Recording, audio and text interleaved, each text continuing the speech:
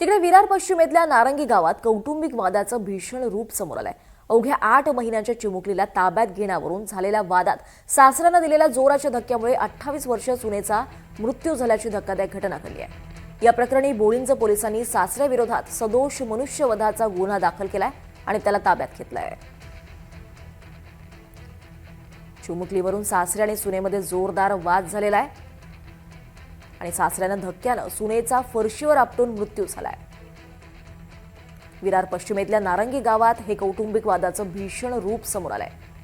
अवघ्या 8 महिन्यांच्या चिमुकलीला ताब्यात घेण्यावरून वाद झाला आणि त्यात सासऱ्यानं जोराचा धक्का दिला आणि 28 वर्षीय सुनेचा यात मृत्यू झालाय। या प्रकरणी सासऱ्याविरोधात सदोष मनुष्यवधाचा गुन्हा दाखल करण्यात आलाय आणि त्याला ताब्यातही घेण्यात आलाय। दरम्यान पोलिसांनी या संदर्भात काय माहिती दिली आपण पाहूयात।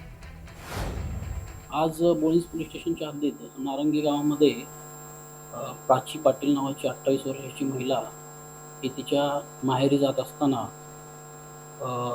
तिचं जे मूल होतं 8 महिन्याचं ते सासऱ्याकडे होतं आणि ते मूल सासऱ्याच्या ताब्यातून घेत असताना सासऱ्याने तिला धक्का दिला आणि त्याच्यामध्ये ती खाली पडून फरशीवर खाली पडून तिच्या डोक्याला मुक्का मार लागला आणि त्याच्यामध्ये ती मयत झालेली आहे। याच्यामध्ये आपण BNS 105 प्रमाणे गुन्हा दाखल केलेला आहे आणि आरोपीला ताब्यात घेतलेला आहे। जी महिला होती ती घरी जात होती, मग तिथे वादविवाद वगैरे काय असायचा? किरकोळ वाद होता आणि तिचा भाऊ तिला घ्यायला आला होता आणि ती जात होती। समोर हा प्रत्यक्षदर्शी तिचा भाऊ आहे आणि त्याची फिर्याद घेऊन गुन्हा दाखल केलेला आहे।